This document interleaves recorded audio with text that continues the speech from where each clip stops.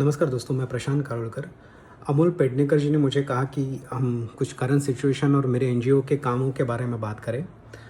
मैं कोविड-19 या कोरोना के ऊपर बात नहीं करूँगा क्योंकि हम सब कैपेबल है टू अंडरस्टैंड एंड हमको सबको सब तरफ से न्यूज़ मिल रही है क्या हो रहा है। सबके पास काउंटिंग है, टोल है, कंट्री वाइज़ है, तो उसके ऊपर बात करने का भी कोई पॉइंट नहीं बनता है और थोड़ा नेगेटिविटी हो जाती है। सो हम बात करेंगे हम कैसे फ़ाइट कर सकते हैं या अभी हम उस सिचुएशन को बेस्ट वे किस तरह से हैंडल कर सकते हैं, टैकल कर सकते हैं, उसको बाहर भगा सकते हैं। अगर हम लोग अपनी कंट्री की बात करें तो we are on best position. 130 plus crore लोगों के कंट्री में 50 दिनों में हम लोग 23,000 प्लस है और डेथ रेशो 1000 के नीचे है, जो कि बुरा है, लेकिन फिर भी हम लोग अगर कंपेयर करें तो हम लोग बहुत अच्छे पोजीशन पे है, thanks to our PM and हमारी सेंट्रल गवर्नमेंट, स्टेट गवर्नमेंट के बहुत स्ट्रिक्ट डिसीजंस के ऊपर। जो सिचुएशन हम लोग न्यूज़ चैनल पे देख रहे हैं बाकी कंट्रीज़ की, बहुत भयानक पिक्चर है।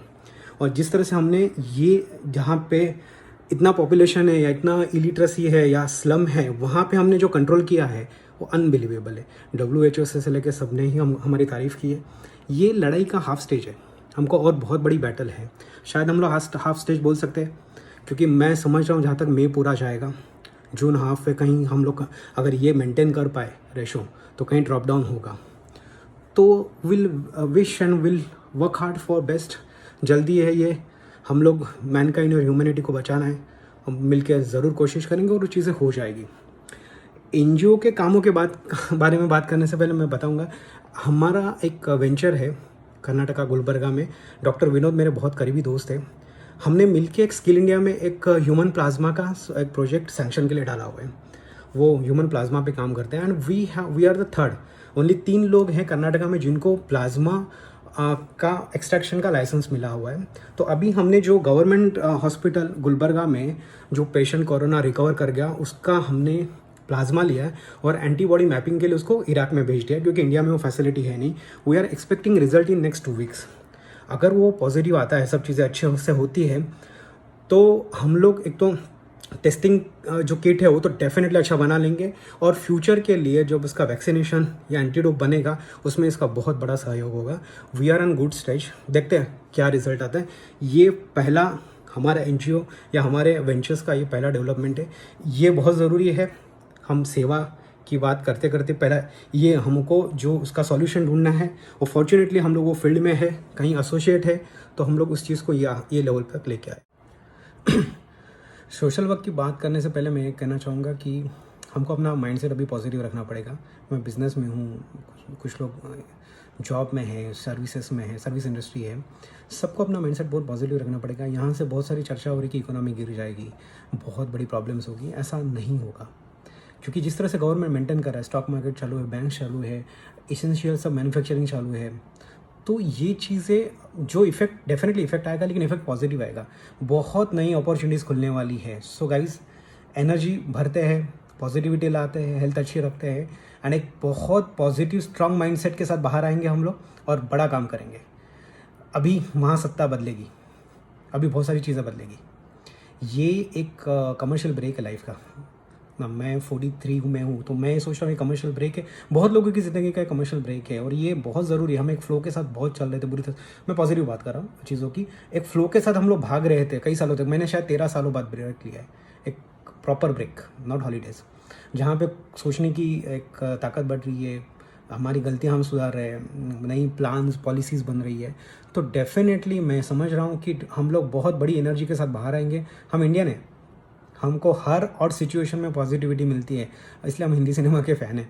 सो ये हुआ, this is other part. Social work की बात करूँगा, 25 मार्च से मेरा कारुल का प्रतिष्ठान 50 साल 50 ईयर्स हुए। 1969 में मेरी दादी ने फर्स्ट स्कूल शुरू किया था झरी में, तलासरी तालुका, जो अभी पालघर डिस्ट्रिक्ट में आता, पहले थाना था। वहाँ से मेरी दादी, मेरे पापा, इस तरह से 3 जनरेशन से एनजीओ का काम चल रहा है। हमारे एनजीओ में कभी बाहर से पैसा नहीं आया, जो हमने अर्न किया उसी में से कुछ हिस्सा एनजीओ में गया। लेकिन ये एनजीओ की पॉजिटिविटी से करीबन 3000 लड़के, बच्चे या एसोसिएट्स हैं जो अपने अपने एरिया में अपना काम कर रहे हैं। हम लोग उन लोगों को तक पहुंच रहे हैं, वहाँ तक शायद सरकार पहुंचने में असमर्थ हो रही है या नहीं पहुंच पा रही है या कम पहुंच रही है। जैसे जब बहुत सारे मज़दूर यहाँ से निकले थे मुंबई गुजरात से, वो हाईवे पे उनके बहुत बुरे हाल थे, तो हम लोग ट्राई कर रहे थे 25 तारीख से उनको फ्रेश फूड पहुँच रहे हैं ऑन द वे।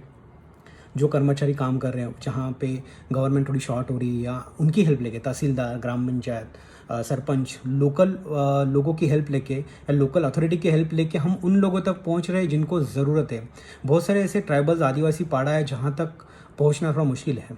तो बिकॉज ऑफ हमार एसोसिएशन या एक बहुत पुराना एनजीओ होने की वजह से बहुत लोग जुड़े हुए अलग अलग एरिया से, ऑलमोस्ट हर गांव में कोई ना कोई है जो कारोबार प्रतिष्ठान के लिए काम कर चुका है या काम करता है।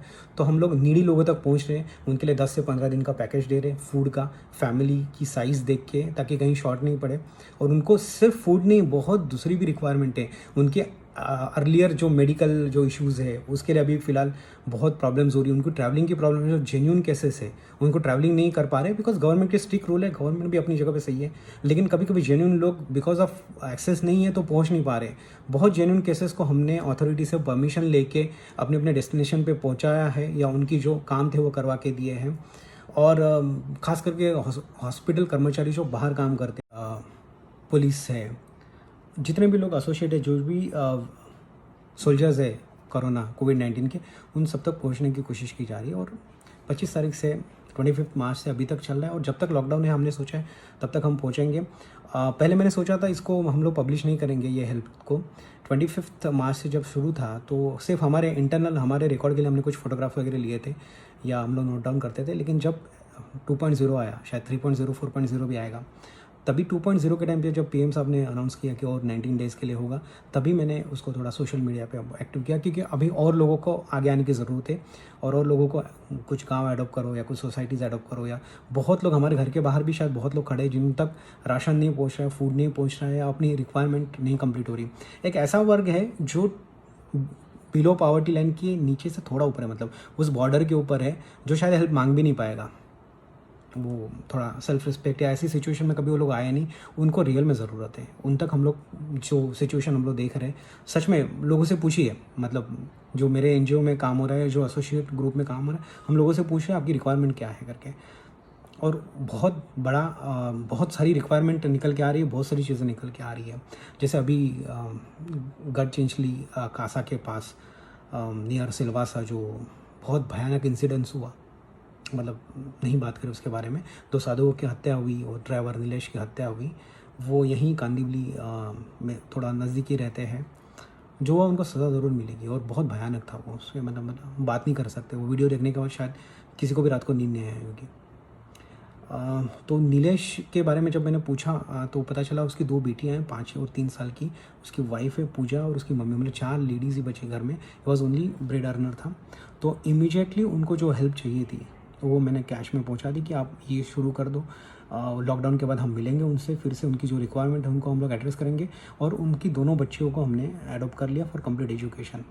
बहुत सारी लड़कियां हैं, ट्राइबल लड़कियां हैं जिनको हम एजुकेशन दे रहे हैं, लेकिन यहाँ पे थोड़ा इमोशनल, मतलब जो ज़रूरत थी एलिगेशन करना और बाकी सब चीज़ें थोड़ी आसान हो जाती, लेकिन सबसे पहले उन तक पहुँचना, उनकी रिक्वायरमेंट, उनकी ज़रूरतों को पूरा करना। तो मैं सबसे अपील करूँगा, जो जहाँ अपने आसपास में भी, शायद घर के बाहर भी जो आपका खड़ा है वॉचमैन, सिक्योरिटी गार्ड, पुलिस वाला, उसको भी शायद कुछ ज़रूरतें है, आप उनसे बात करने की कोशिश करिए, डेफिनेटली कुछ निकल के आएगा। और ये टाइम है यूनाइट होने का, क्योंकि हमको बहुत बड़ी एनर्जी के साथ बाहर निकलना है। हमको एक कंट्री, एक देश होकर बाहर निकलना है। हमने देखा है वो थाली बजाना एंड दिया, दोनों में हमने देखा है क्या एनर्जी, क्या पावर, क्या हम लोग सोसाइटी पहुँचे। बहुत लोगों की इच्छा है मदद करने की, उनको वो चैनल नहीं मिल रहा है या उनको प्लेटफॉर्म नहीं मिल रहा है। तो जब विल टॉक विद पीपल, हम लोगों से बात करेंगे, हम थोड़ा जो बाहर खड़े उनसे बात करेंगे, हमको डेफिनेटली वो लोग मिलेंगे जिनको मदद की ज़रूरत है। और ये लड़ाई लड़नी है, कुछ और दिनों की बात है, हम जीतेंगे ज़रूर। Thank you.